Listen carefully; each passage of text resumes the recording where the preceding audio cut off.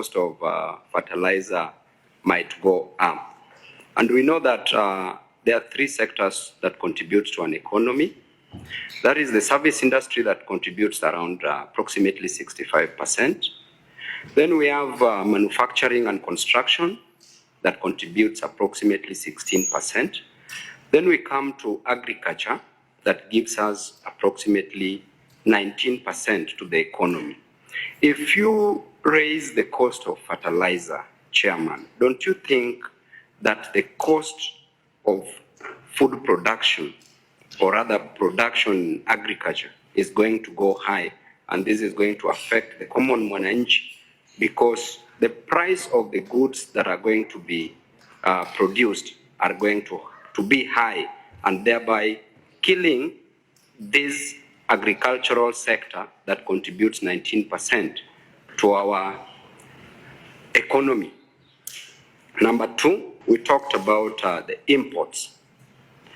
Kenya currently imports approximately 80% of all the goods that we consume, ranging from toothpick to tissue papers that we can locally produce, going to foodstuffs and other goods that we import.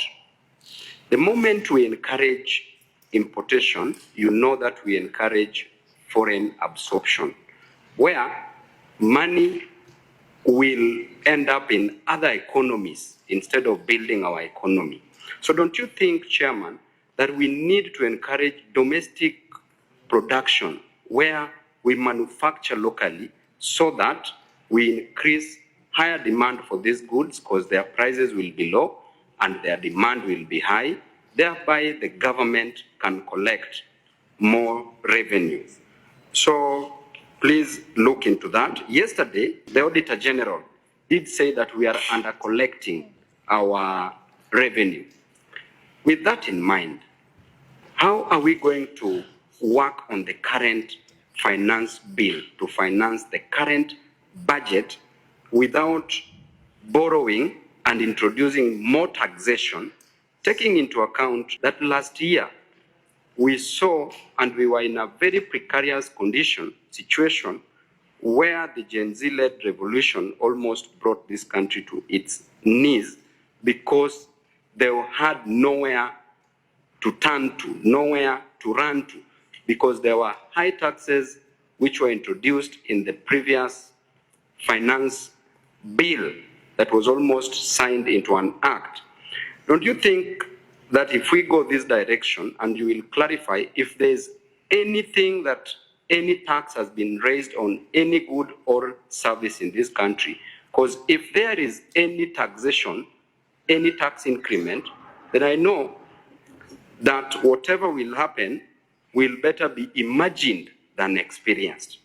Lastly, on the pay, you did talk about an increment in pay. That was one of the avenues that led to where we get our revenues, that is an increment. This increment, is it as a result of that there were more number of jobs created by the government, or there was high taxation increment in pay?